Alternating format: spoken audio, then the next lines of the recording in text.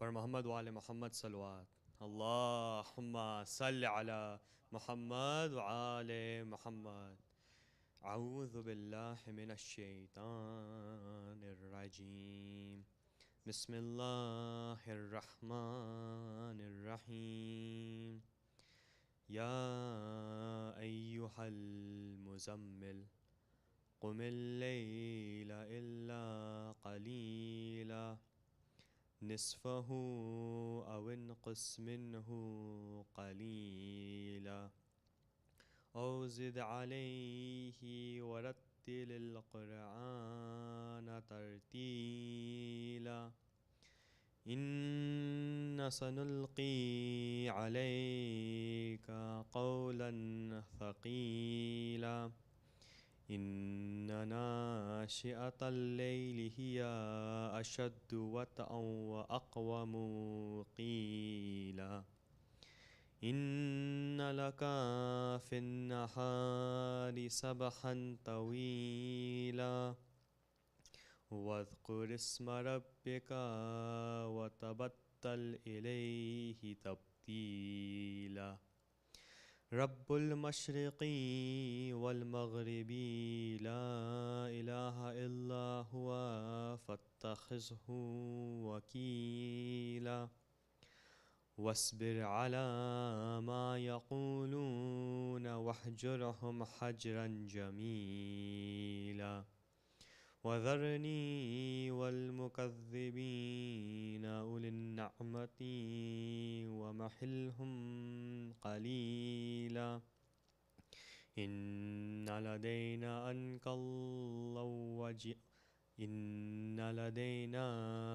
अनकाला व जहीमा वतआमन ज़ा गुस्सतिन वअज़ाबन अलीमा यौम तर्जुफ़ुल अर्ज़ु वल जिबालु वकानतिल जिबालु कसीबम महीला इन्ना अरसलना इलैकुम रसूलन शाहिदन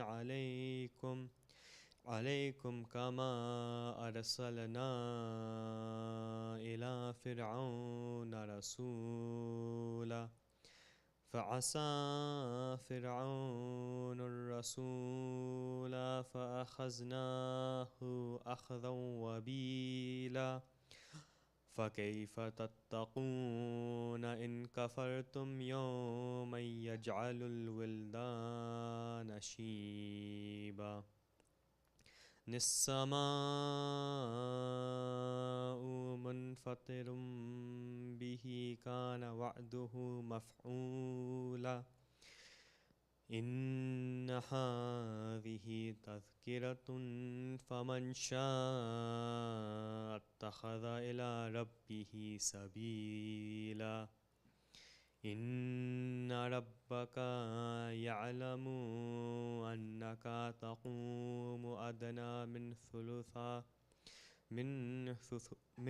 सुलुसैल लैलि व निस्फ़हु वसुलुसाहु व ताइफ़तुम मिनल्लज़ीन मअक वल्लाहु युक़द्दिरुल लैला वन्नहारा अलिमा अन लन तुहसूहु फ़ताब अलैकुम फ़क़रऊ मा तयस्सर मिनल क़ुरआन अल्लिमा अन सयकूनु मिनकुम मर्ज़ा व आख़रून यफ़्रिबून फ़िल अर्ज़ि यब्तगून मिन फ़ज़लिल्लाहि व आख़रून युक़ातिलून फ़ी सबीलिल्लाह फ़क़रऊ मा तयस्सर मिन्हु व अक़ीमुस्सलात व आतुज़्ज़कात व अक़रिज़ुल्लाह क़र्ज़न हसना वमा तुक़द्दिमू लिअन्फुसिकुम मिन खैरिन तजिदुहु इंदल्लाह عند الله هو خيرا واعتظم أجرا واستغفر الله إن الله غفور رحيم صدق الله العلي العظيم اللهم صل على محمد وآل محمد وعجل فرجهم.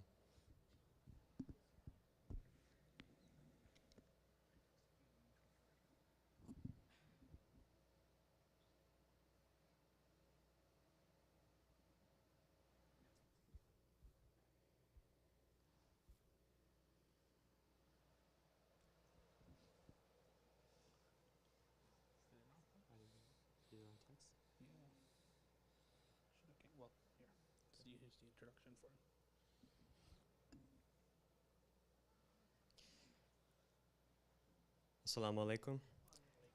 Shaykh Abu Sumayya is an author, university lecturer, and researcher of religious studies with a specialization in Islamic intellectual history. He has published several peer-reviewed academic papers on various subjects from Islamic law, theology, and Quranic exegesis. He has studied in various Islamic seminaries, receiving accolades from leading authorities in both the seminaries of Najaf and Qum. Please welcome him with a loud salawat. Allahumma salli ala Muhammad wa ali Muhammad wa ajil faraj. Allahumma salli ala Muhammad wa ali Muhammad.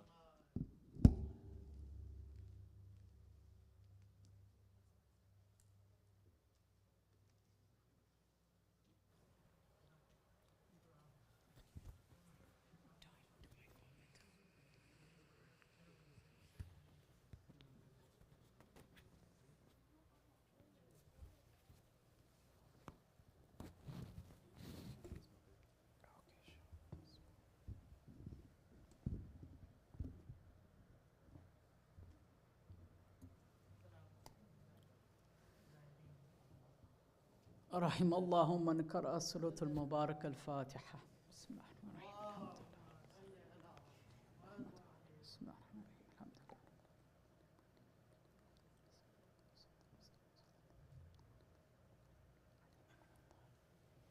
أعوذ بالله السميع العليم من اللعين الغوي الشيطان اللعين الرجيم. بسم الله الرحمن الرحيم وبه نستعين والصلاة والسلام على خيرة خلق الله أجمعين وهو رحمة الله للعالمين وهو ابن القاسم المصطفى محمد.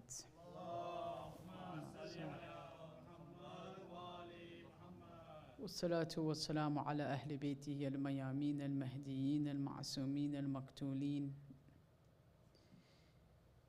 ولعنة الله دائمة على أعدائهم أجمعين من يومنا هذا إلى قيام يوم الدين. أما بعد، فقال الله تبارك وتعالى في كتابه المجيد وقوله الحق. بسم الله الرحمن الرحيم. وعادا وثمود قد تبين لكم من مساكنهم وزين لهم الشيطان أعمالهم فصدهم عن سبيل وكانوا مستبصرين. اللهم صل على محمد وعلى محمد.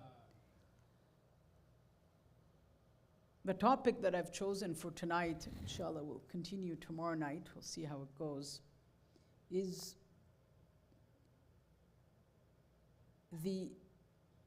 it's rather a question.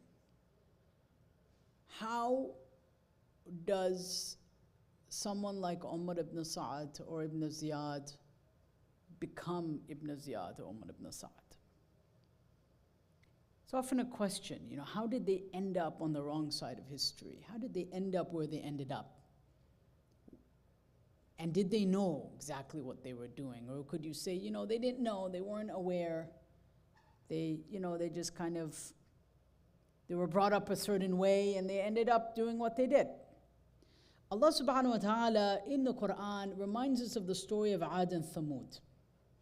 In the story of Ad and Thamud, Allah subhanahu wa ta'ala says that we destroyed Ad and Thamud, and it has become clear to you from the dwelling places. When you go out into Arabia, you see, these destroyed towns. This is what Allah subhanahu wa ta'ala is telling at the time of the Prophet. And what happened? Satan or shaitan made it seem to them, زَيِّنَ لَهُمْ أَعْمَالُهُم, that shaitan made it seem to them that, kind of gave them an excuse to think that what they're doing is right, or somehow they can seek forgiveness for it later, or somehow they can make up for it in some other way, or somehow the ends justify the means. وَكَانُوا مُسْتَبْصِرِينَ, but Allah subhanahu wa ta'ala says, and they knew, mustabsirin. Meaning they did what they did in a state of istibsar, in a state of knowing, in a state of knowledge.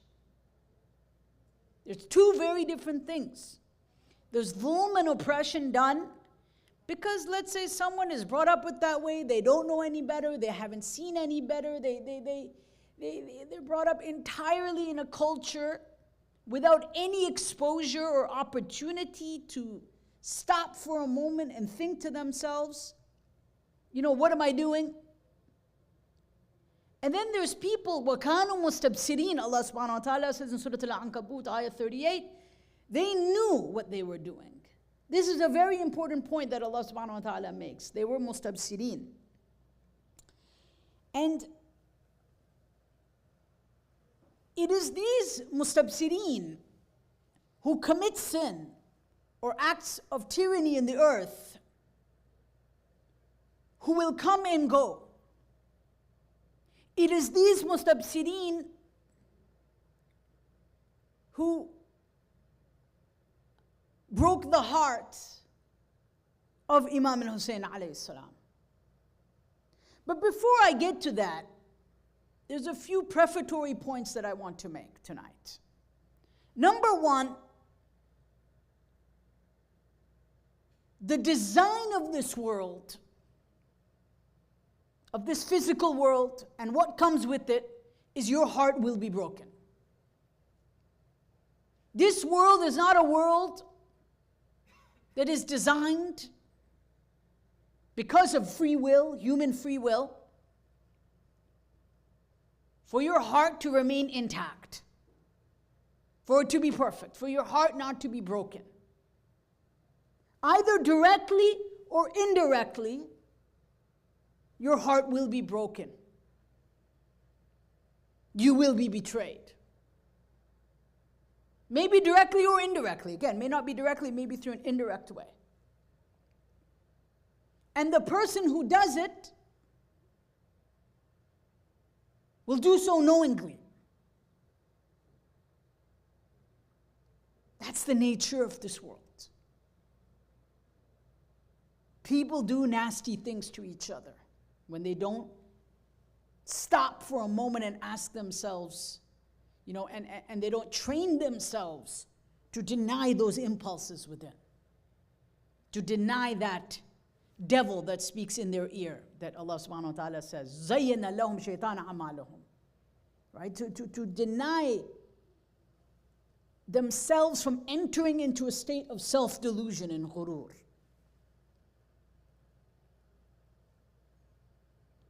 And at times, my dear brothers, my dear sisters, so many times and often mu'mineen come to me. They said, how could so-and-so do so-and-so? How could this person do this? But they are Muslims. They are Shia. Aren't they human beings? At the very least. And people's hearts get broken, and sometimes they never get repaired again. They end up entering into a state of depression, suffering, agony, cynicism, and deep negativity. And they may end their life in this way. Meaning they may live their entire life in this way. And just say, they're just all a bunch of hypocrites. Do you know what the problem is with this person? With this cynical, jaded, depressed person whose heart was broken, let's say by a fellow Muslim, or even by someone of their own faith, of their own madhab, or someone that they trusted who then broke their heart. Do you know what their problem is? It's a singular problem, and it's a psychological, spiritual one. They put their faith in people and not in God. God was not their wali and their nasir. They put their faith in this world. They put their faith in people. It could be a husband, it could be a wife, it could be a friend, it could be a neighbor. When we put our faith in people and they don't step up to the plate, or God forbid, do something unconscionable, people's hearts get broken. And then they measure their deen or view their deen through the prism or the lens of that broken relationship. Isn't it? And they'll make really dumb comments like, all those mullahs are like that anyways.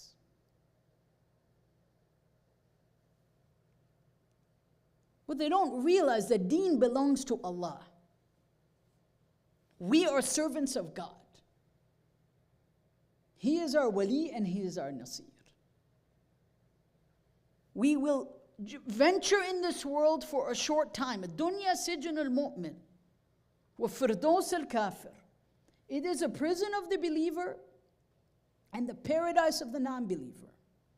There will be good times in this world, and there will be very difficult times as well in this world. It's a mixed bag. And the only permanent state of happiness, contentment, is with God. Allah subhanahu wa ta'ala. That's it. And if a brother or sister can't come to that conclusion, then they're going to struggle in this world. They are going to struggle. Look at right now, for example, just to apply this to today's world, to today's circumstances. The Palestinian people are probably the most besieged and deprived people in the world. From what angle do I mean? Not in the sense that there are places in Africa and other parts of the world that people experience worse oppression. But they are surrounded by their fellow Muslims. They are surrounded by their fellow Arab. I remember my father. My father's not even a Muslim. He's a Hindu. And I was talking to him about what was going on in the world. You know, and he just was telling me everybody knows the truth of the oppression and the violence and genocide that's going on in that part of the world. Everybody knows, he said. But he says, you know what the saddest thing is? He's not a Muslim. He says, not Netanyahu or Israel or whatever it is. There's nothing to do with that. Their own people have forsaken them. Their own Arab Muslim community surrounding them from every side has forsaken them. They are truly a forgotten people. The richest of the richest countries are Muslim. $1 trillion sovereign wealth funds, or something close to that, some ridiculous number. That's the amount invested, assets under management that they have, right? Yet nothing.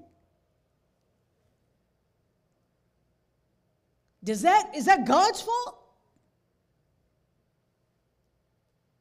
Is there a problem with Islam because of this?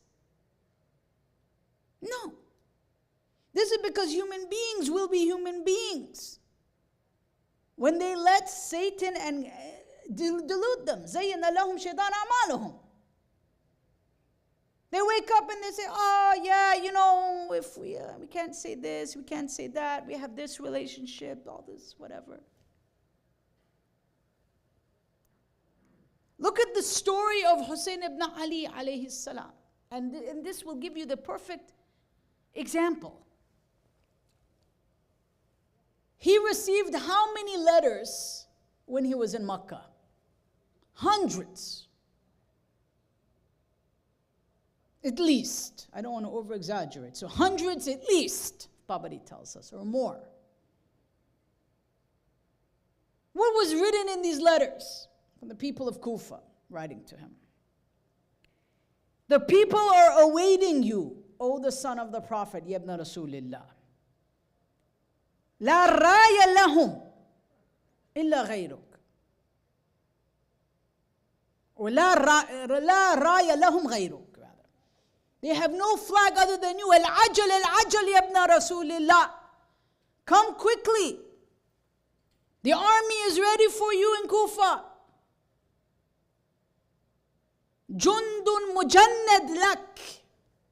There's an army ready for you, yabna Rasulillah. Come to Kufa now.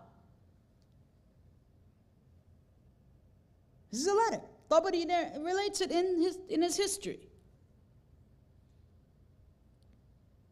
Imam then asks the person who brought the letter, who were the signatories to it? He starts listing different people's names, and among them he says, Umrah bin Hajjaj al-Zubaydi. One of this was a Zubaydi guy, Zubaydi fellow. He was one of the signatories to that letter, writing to the Imam, telling him, come, we're ready for you. They went so far to say, the gardens await to turn green with your presence, and the fruits are not ripened without you. It almost sounds like a ziyarat. Almost sounds like some lines from Ziyarat al-Jami'ah. That's another story for a different day. It shows that, the presence of the Imam, right?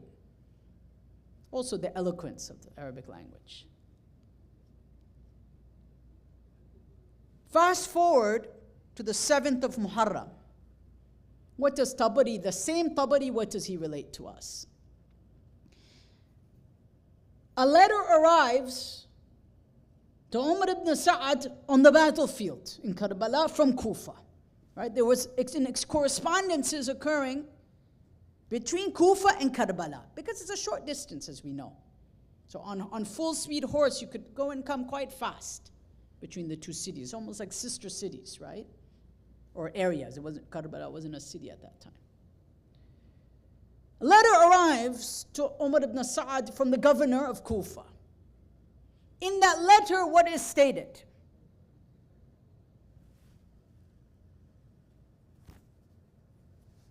Hussein ibn Ali is not to receive a drop of water. Right? I will read you the exact wording that was said to him. ورد كتاب من ابن زياد في الأثر إلى ابن سعد يذكر أما بعد فحلل بين الحسين وأصحابه وبين الماء. Block Hussein and his companions from the water. ولا يذوق منه قطرة كما صنع بزكي المظلوم عثمان. Him and his companions are to be starved of water, just as Uthman died thirsty. So he's bringing up this old vengeances of the death of Uthman. We won't get into that history, but the point is here, Hussein was ordered, or rather, Umar ibn Sa'ad was ordered to starve Hussein of water and his companions. But how was Umar ibn Sa'ad going to do this? This is a question now. He orders 500 horsemen. Again, Tabari tells us. This is a Sunni historian, one of the famous historians, not some, not from here and there. This is the history of Islam. He orders 500 horsemen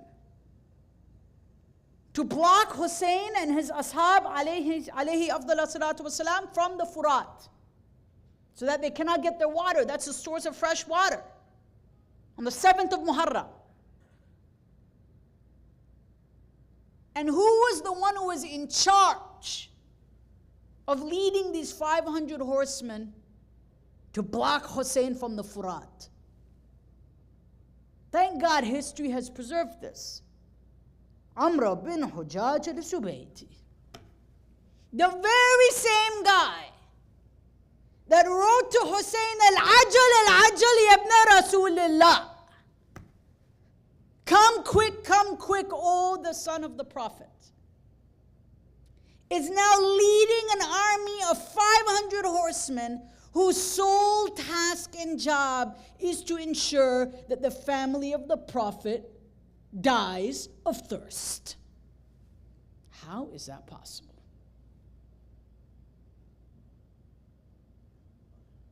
Because of this, do we see the companions of Hussein ibn Ali saying, oh my God, what kind of religion is this?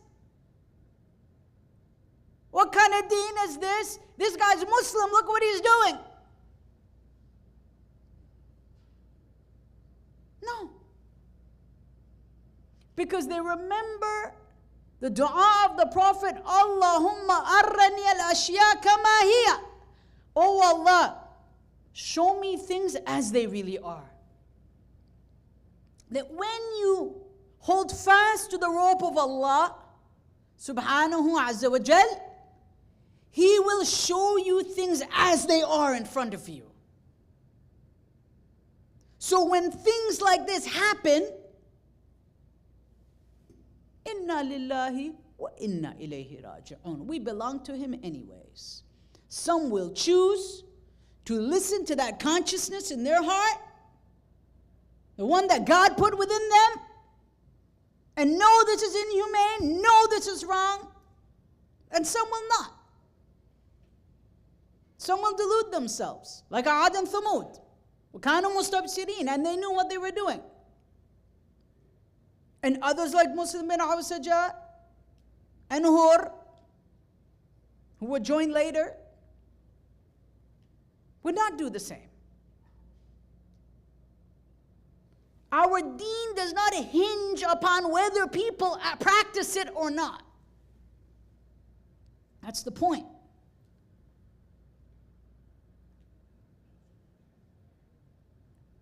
That there will be sociopaths, psychopaths, and narcissists that present themselves with the clothing of religion, with the garb of religion, with the garb of La ilaha illallah wa Muhammad Rasulullah. They will. Just like this man who wrote to Hussein ibn Ali alayhi salam, Sayyid al-Shuhada, he wrote to him, begging him to come to Kufa, and then was in charge of starving him, of rendering him thirsty, of ensuring that his infant child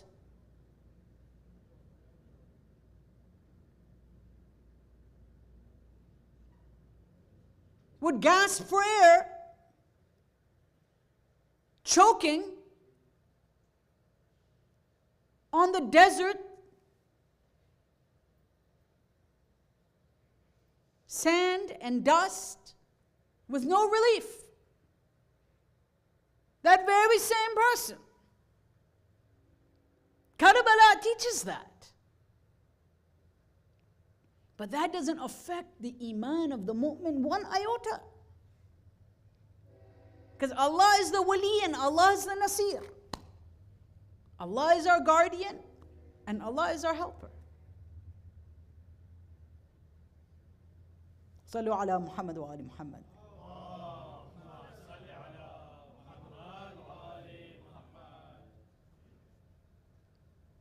And tomorrow, we'll continue this by looking at the personality of Umar ibn Sa'd. Because I really think when we look at his life, I'll introduce a little bit right now, but when we look at this man, I think he is one of the most amazing case studies of what I'm mentioning. A guy who constantly wavered between camps. A man who knew what was right, but did what was wrong. A man who had multiple opportunities to change. Multiple. A man whose father was one of the most famous Muslims in Islamic history, Sa'ad ibn Abi Waqqas, who is revered by other schools of thought as being one of the 10 his guaranteed heaven. Who was his father? Let's meditate just a moment on who was his father before we go to the son. Sa'ad ibn Abi Waqqas was about 18 years old when he became a Muslim. That's Umar ibn Sa'ad's father. About 18 years old. He quickly rose up the ranks among the Prophet's companions. He was a very early Muslim. And he had some family relationship to Banu Hashim. This is also very interesting. So there was a family relationship between the two families. Umar ibn Sa'ad was related to the family of Aqil. This is interesting. We'll see how this plays out. So he had a family connection to the descendants of Abu Talib. Right? Particularly to Ala Aqil, the family of Aqil. Number two, his father was one of the most famous companions of the Prophet. Others would say he was infamous. It all depends on how you read history. So let's go to the father, and we'll see very shortly that the apple didn't fall far from the tree. Sa'ad ibn Abi Waqqas, and we'll just leave this and we'll pick up on this tomorrow, had a very tumultuous relationship with the Ahlul Bayt. Again, he grew up in the presence of the Prophet. He grew up with Amir al-Mu'mineen. He grew up with Abu Dharr. He grew up with Salman. These were the people that he lived amongst. And he also grew up with other people as well.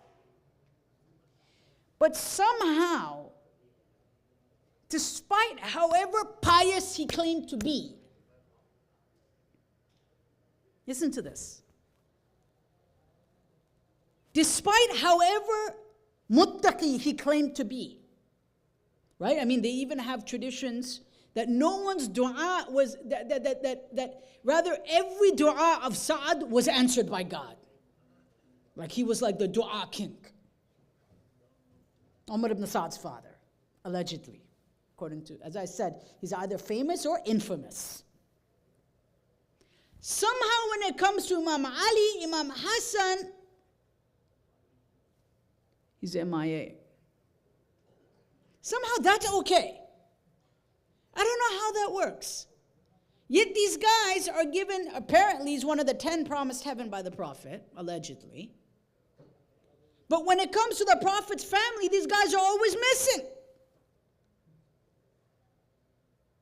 Somehow everything is okay in their life, but Ahlul Bayt, nah, Allah knows best. Now Allah knows best, right? It's such a convenient Allah knows best moment. Right? It's almost like everyone gets a participation trophy. Tried his best. This is what's written. And every dua of his is mustajab. Imam Hassan and Imam al-Hussein could never count on this guy, honestly. Imam Ali and Imam Hassan, they could never count on this guy. It comes to the shura.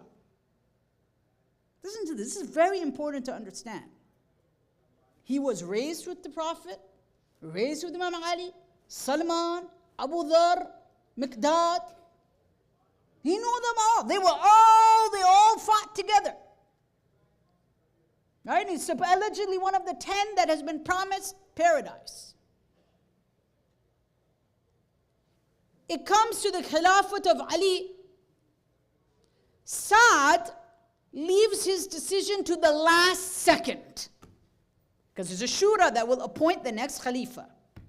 Right? Umar set up a council. Umar ibn Khattab. He said, I ain't going to tell anyone. I just don't know. I'm going to go pray on it. Every dua allegedly of his is answered anyways. Man goes home to pray on it. Comes back and says, sorry, Ali, Uthman's the one I'm going to choose.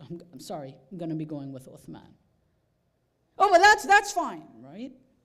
Somehow when it comes to Ahlul Bayt, it's okay to be missing. Come to Imam Hassan now. Or rather, no, let's stay with Imam Ali. Imam Ali finally becomes the rightful Khalifa.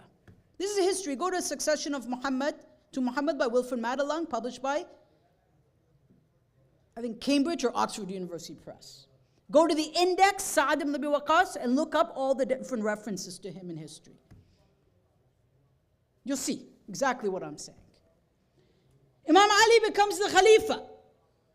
Right? We can't understand Umar bin Sa'd till we understand his Papa Bear. Where's the father from? Comes to Imam Ali's Khilafat. Sa'd says, now all the Muslims are giving allegiance to Imam Ali. Sa'd gives him allegiance. But on the one condition, again, always with the conditions. When it comes to Ahlul Bayt, there is no such thing as unquestioned allegiance. There's no submission. No.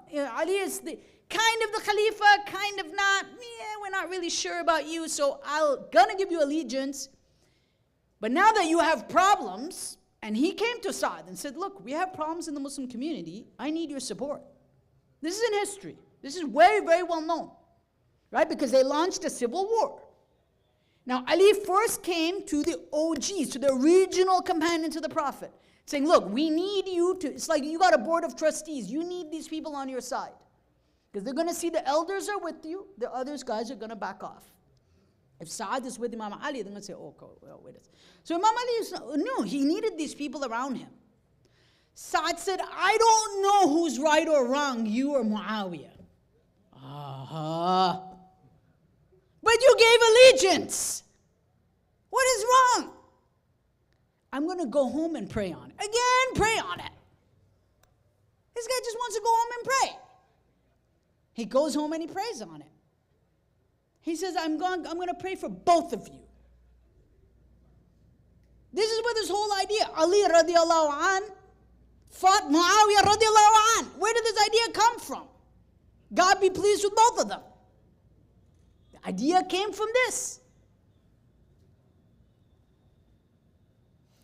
So this is what we read. And this is what led to the killing of Imam al-Hussein alayhi salam. I'll end with one line from Imam Hussein, as this is Ayam Azza. Towards the end of his life, the riwayah states that the Imam attempted to reach the Furat. The Imam is trying to reach the Furat. Just imagine this moment. Wida' is done. He tells Bibi Sakina goodbye. And he's attempting to reach the Furat. Because he says, Al-atash qad qatalani. The thirst is killing me. So the Imam needed energy to fight. Right? What does the Maqtal tell us? The Imam needed energy to fight. وَحَالُ بَيْنُهُ وَبَيْنَ الْفُرَاتِ. But they had blocked him off from the Furat. So the Imam tries multiple times to reach the Furat. As he's trying to reach the Furat, they begin رَشَقُوهُ بِسِحَامُ وَنِبَالٍ. They begin, as Ziyad Nahia says, they begin to cover him in arrows and spears. So there's arrows and spears coming from all directions onto the Imam. The Imam says, oh Allah, count each and every one of them, meaning the ones that are committing this atrocity. He's screaming at them because meanwhile they're trying to attack his family. He now turns to Umar ibn Sa'd and he says, Nashaqtu kabdi, or nashaqat kabdi rather, min shiddat al-dham'a. My liver is on fire, it's broken. from the intense thirst. He's giving Umar ibn Sa'd a chance to think. He's saying, "Oh, Umar ibn Sa'd, I, Hussein ibn Ali, am dying from thirst. My insides are burning," he says. This is what it means that my liver is, this is what it means. That my insides are burning. You know what Umar ibn Sa'd tells him? He tells him,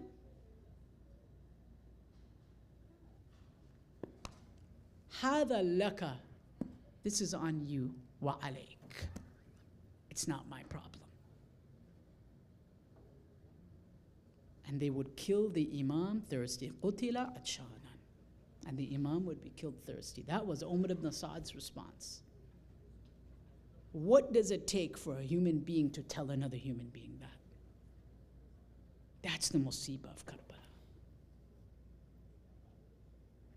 ألا لعنة الله على قوم الظالمين وصلى الله على سيدنا محمد وآله الطيبين الطاهرين.